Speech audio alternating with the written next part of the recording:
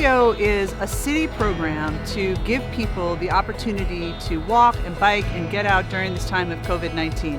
What we've seen is a lot of people asking for more space for recreation. So ActiveTO supports active transportation and overall mobility in Toronto in a couple of ways. One way is by making it easier to get out for local trips. We know that people are really interested in making sure they're physically distancing and paying attention to all the rules these days, and we want to make sure they have enough space to do that. So that's one way, in neighborhoods. Another is people who are commuting throughout the city. We know that we have a lot of people in Toronto who use transit. And now people are looking for some alternatives to transit for longer trips. Cycling is a great choice for people to get around the city, especially for trips under 5 kilometers. And so what we're seeing is a huge increase in people out on their bikes.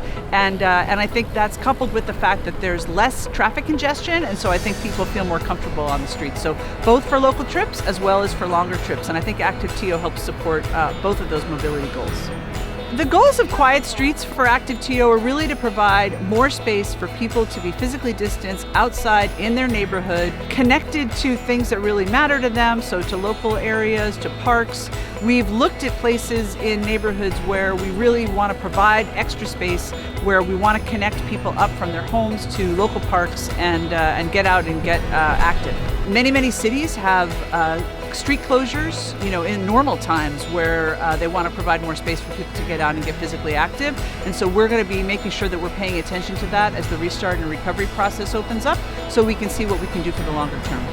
The things we looked at in selecting major roads was really places where people could go for pretty long distances to be physically distanced, places that were adjacent to already popular recreational trails like the Martin Goodman Trail and up near Bayview, and places where we knew that we could pretty easily have some routes in the city where cars could travel so that we wouldn't create lots of congestion in giving people some opportunities to get out and walk and cycle.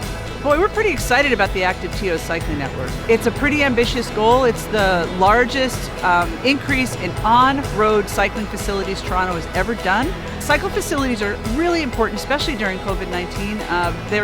Biking is great for slightly longer trips. It makes it easier for people to get to work. It makes it easier for people to get to destinations and shopping and doing it all safely. So we want to make sure we're providing protected facilities for people to bike, and ActiveTO has helped us to move that forward. And I think it's been really well received, and we're really excited to get it implemented and on the ground.